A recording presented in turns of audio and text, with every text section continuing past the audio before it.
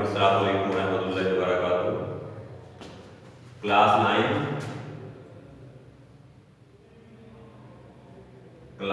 9 biology में हम study कर रहे हैं चैप्टर नंबर 6। हम स्टडी कर रहे हैं चैप्टर नंबर 6। हम बेटा स्टडी कर रहे हैं आपका चैप्टर नंबर 6 का नाम कल से हम स्टार्ट किया हुआ है, कैरेक्टरिस्टिक्स ऑफ एंजाइम। इसमें आज हमने पढ़ना है, टॉपिक नेम है कैरेक्टरिस्टिक्स ऑफ एंजाइम्स। आज का टॉपिक है कैरेक्टरिस्टिक्स ऑफ एंजाइम्स। सबसे पहले हम बताएंगे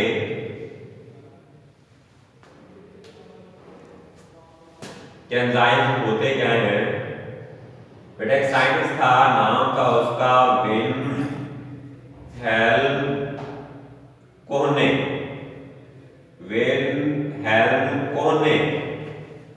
फर्स्ट यूज्ड टर्म एंजाइम पहली मर्तबा 1858 के अंदर एंजाइम की टर्म विल्हेल्म कोहने ने इस्तेमाल की।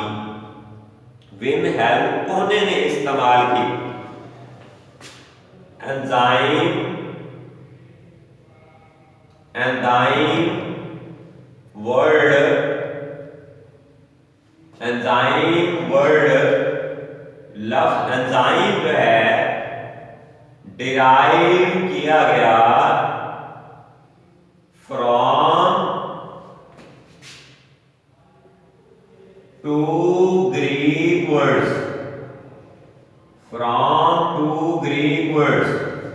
नंबर 1 पहला हिस्सा है, इसको कहते हैं एन। दूसरा हिस्सा है, इसको कहते हैं एंजाइम का मतलब होता है इनसाइड। एन का मतलब होता है इनसाइड और जाइम का वर्ड बताता है जनाब, किसको बताता है? फंगस को। फंगस में कौन सा, यहां पहले उसका नाम दे देता हूं। फंगस का नाम है यीस्ट। फंक्शनिंग ऑफ यीस्ट भी हम इसको कहते हैं। यीस्ट क्या है? इसको कहते हैं यूनिसेलुलर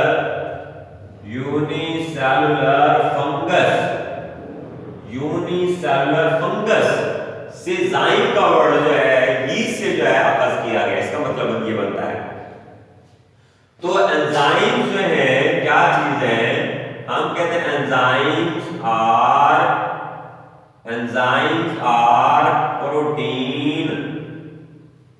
प्रोटीन्स होती हैं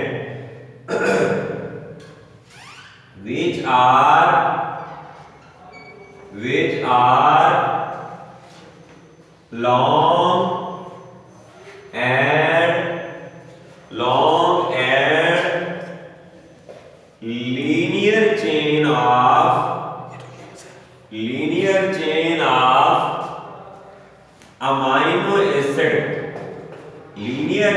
of amino acid that fold into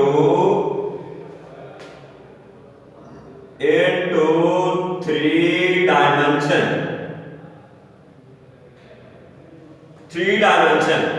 fold हो जाता है into 3-dimensional molecule। ये हमारे पास क्या चीज है? एंजाइम है। एंजाइम क्या हमने लीनियर चेन, लंबी चेन है किसकी बेटे? अमाइनो एसिड की, जो फोल्ड करते हैं। फोल्ड के बाद एक 3 डायमेंशन, किताब की शक्ल है 3 dimension, x axis, y axis and z axis. जो 3 डायमेंशनल मॉलिक्यूल बनाते हैं, उस 3 डायमेंशनल मॉलिक्यूल को बेटा हम नाम क्या देते हैं? बेटे एंजाइम का नाम देते हैं। क्या नाम देते हैं हम इसको? एंजाइम का नाम देते हैं। अब हम कहते हैं जनाब कि ये किस चीज के बने हैं? हम कहते हैं जनाब हमारे proteins are made of amino acid. पहला पॉइंट बना देते हैं, क्योंकि आपने कहा ये एंजाइम जो है प्रोटीन्स के बने हैं, तो प्रोटीन्स किसकी बनी है? Proteins made of amino acid. बेटे ये बने होते हैं अमाइनो एसिड के। किसके बने होते हैं? अमाइनो एसिड के। ये एक कैरेक्टर हो गया। दूसरा कैरेक्टर आप देखें, इसने कहा कि catalysed reaction is million time faster होगा than uncatalyzed reaction। यानी ऐसा रिएक्शन जिसमें एंजाइम प्रेजेंट है वो कैटालाइज्ड रिएक्शन होगा, और ऐसा रिएक्शन जिसमें एंजाइम मौजूद नहीं है वो अनकैटालाइज्ड रिएक्शन होगा। इसका मतलब ये हुआ जो विद एंजाइम रिएक्शन है वो मिलियन टाइम फास्टर होगा एज कंपेयर टू जिनमें एंजाइम मौजूद नहीं। यानी जिसमें एंजाइम मौजूद नहीं वो स्लोअर होगा, और जिसमें एंजाइम मौजूद होगा वो क्या होगा बेटे? फास्टर होगा। क्या होगा? वो फास्टर होगा। अब देखिए हम लिखते हैं इसमें specific enzymes are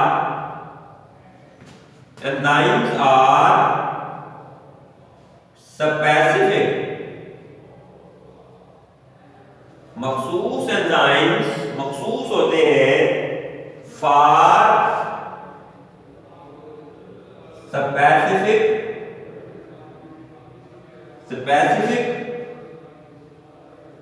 types of reaction. मखसूस किस्म के रिएक्शन के लिए एंजाइम मखसूस होते हैं। मसलन प्रोटीन के लिए एंजाइम और होगा, और लिपिड्स के लिए और होगा। इस तरह कार्बोहाइड्रेट्स के लिए एंजाइम जो है बेटा क्या होगा? और होगा, डिफरेंट होगा। यानी हर रिएक्शन के लिए मखसूस एक एंजाइम है, दूसरा पहले वाले के रिएक्शन पे अमल नहीं करता। फिर हमारे पास एक टर्म है, इसको भी हम यूज करते हैं।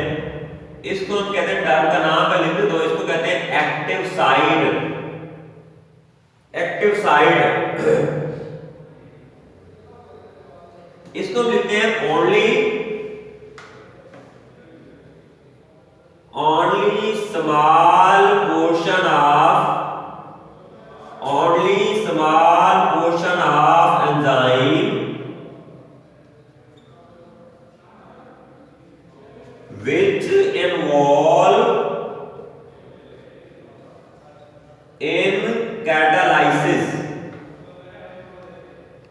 involve in catalysis called, इसको क्या कहते हैं भाई? हम एक्टिव साइड कहते हैं। इसको क्या कहते हैं भाई? हम एक्टिव साइड कहते हैं। इसका काम क्या है? इसका रोल कह लें, इसका बेटे आप फंक्शन कह लें। इट रिकॉग्नाइज, ये बेटे पहचानता है, एंड बाइंड, और फिर बाइंड हो जाता है किसके साथ? विद सबस्ट्रेट के साथ। किसके साथ बाइंड हो जाता है भाई?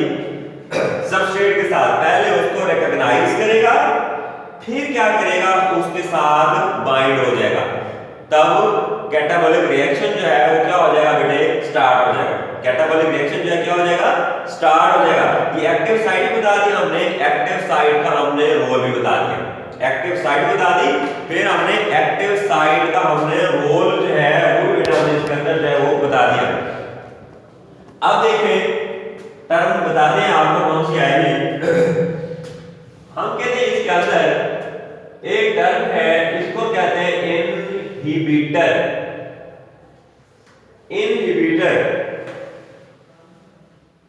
इनहिबिटर में the molecule are substance which decrease which decrease the rate of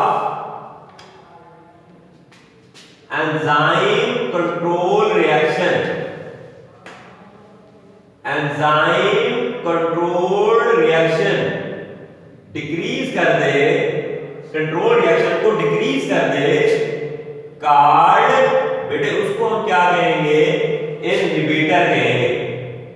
inhibit करना रोकने के मीनिंग में आता है, यानी कि डिक्रीज कर देगा, रिएक्शन रेट को स्लो कर देगा।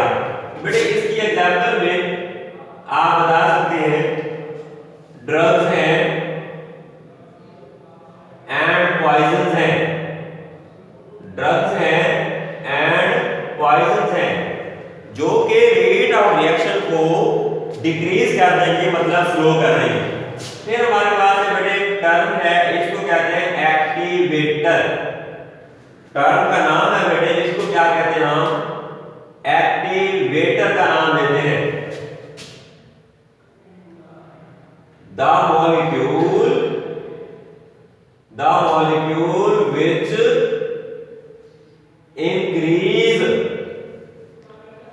कवर्ड अगर भूल जाए तो आप लिख सकेंगे activate, increase the rate of enzyme controlled reaction। बेटा एंजाइम कंट्रोल रिएक्शन से मुराद है एंजाइम और सबस्ट्रेट के दरमियान में जो रिएक्शन होता है उसको एंजाइम कंट्रोल रिएक्शन कहते हैं। इज कॉल्ड, बेटे इसको क्या कहते हैं हम, इज कॉल्ड एक्टिवेटर। इसको बेटे हम क्या कहते हैं, एक्टिवेटर। इसकी एग्जांपल आप दे सकते हैं मेटल आयन, जिसमें आप कह सकते हैं, आप वर्ड में लिखना इसको क्लोराइडाइन, क्लोराइडाइन Cl-, क्लोराइडाइन, या सिंपल में आप मेटल आयन भी इसके एग्जांपल में लिखना चाहें तो लिख सकते हैं। अब बेटे टर्म है, इसको लिखते हैं बेटे हम cofactor. Cofactor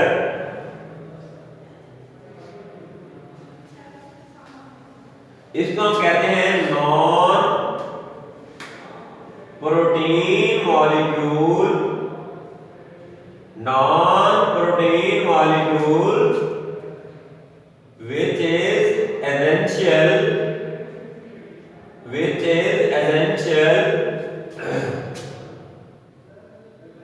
for the catabolic reaction। Catabolic reaction के लिए जरूरी हो कार्ड, इसको बेटे कहते हैं हम कोफैक्टर। या अगर ये भूल जाए तो आप ये भी लिख सकते हैं non protein part of enzyme. ये वैसे तो हमने कह दिया कि एंजाइम जो है वो प्रोटीन है सारे के सारे, उसके साथ जो नॉन प्रोटीन पार्ट होगा उस नॉन प्रोटीन पार्ट को हम क्या कहते हैं बेटे, कोफैक्टर कहते हैं। क्या कहते हैं उसको, कोफैक्टर का नाम देते हैं। अब कोफैक्टर में भी organic and inorganic, organic and inorganic, organic भी हो सकता है और inorganic भी हो सकता है। बेटा inorganic में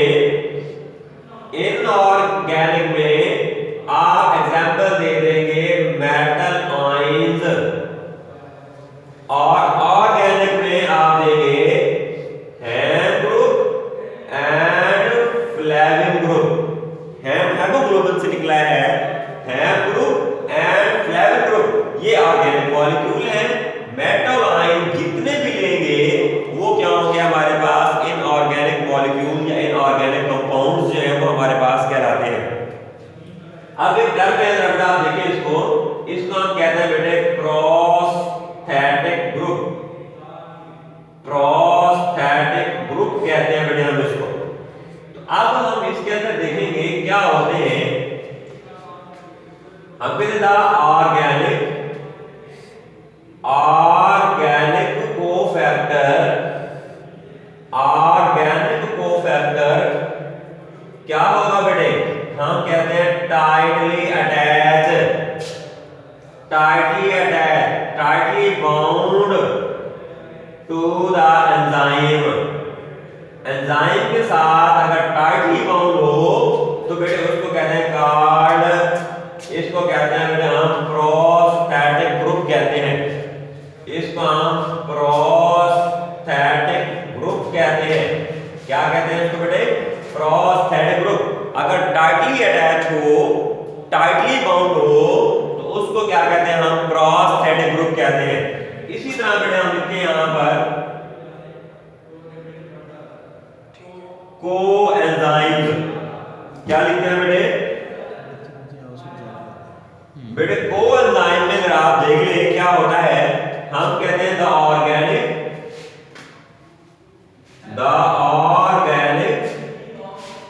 कोफैक्टर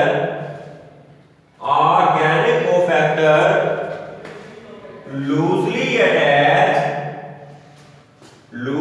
अटैच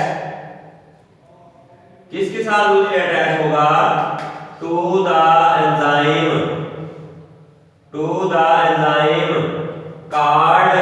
बेटे इसको हम क्या कहते हैं, लूजली अटैच वाले को, इसको हम कहते हैं बेटे कोएंजाइम कहते हैं। क्या कहते हैं इसको, कोएंजाइम का नाम जो है वो देते हैं। अब इनकी एग्जांपल आप देख ले, हम कहते हैं मोस्ट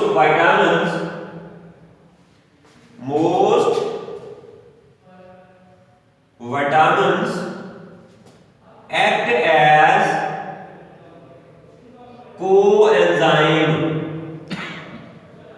कोएंजाइम के तौर पर काम करते हैं। नंबर 1 हम कहते हैं बेटे फॉलिक एसिड कोएंजाइम के तौर पर काम करता है। राइबोफ्लेविन ये भी कोएंजाइम के तौर पर काम करता है। फॉलिक एसिड और कौन सा में लिखा है बेटे, राइबोफ्लेविन, ये कोएंजाइम के तौर पर बेटे क्या करते हैं, काम करते हैं। ये आप इनकी एग्जांपल भी देख सकते हैं। अब इसी तरह एक और कैरेक्टर है, इसको हम कहते हैं बेटे मेटाबॉलिक पाथवे। आखिरी है हमारे पास मेटाबॉलिक पाथवे। कैरेक्टर हमारे इंशाल्लाह पूरे हो जाएंगे इसके साथ ही। इसको हम कहते हैं बेटे मेटाबॉलिक पाथवे। अब इसमें कहा फर्स्ट एंजाइम, बेटे फर्स्ट एंजाइम यूज करता है फर्स्ट सबस्ट्रेट को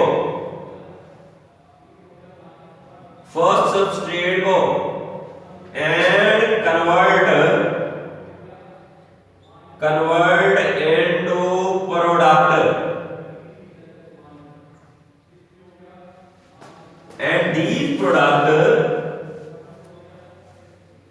and these product और बेटे ये प्रोडक्ट जो है एक्ट करते हैं as substrate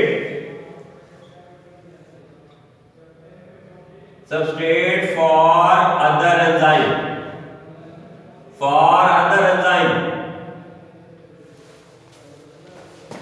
which convert into product.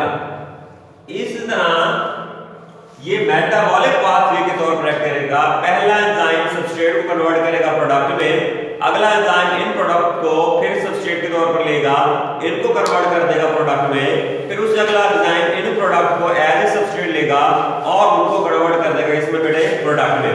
तो ये आज हमने एंजाइम के अंदर कैरेक्टरिस्टिक्स ऑफ एंजाइम कुछ स्टडी की है।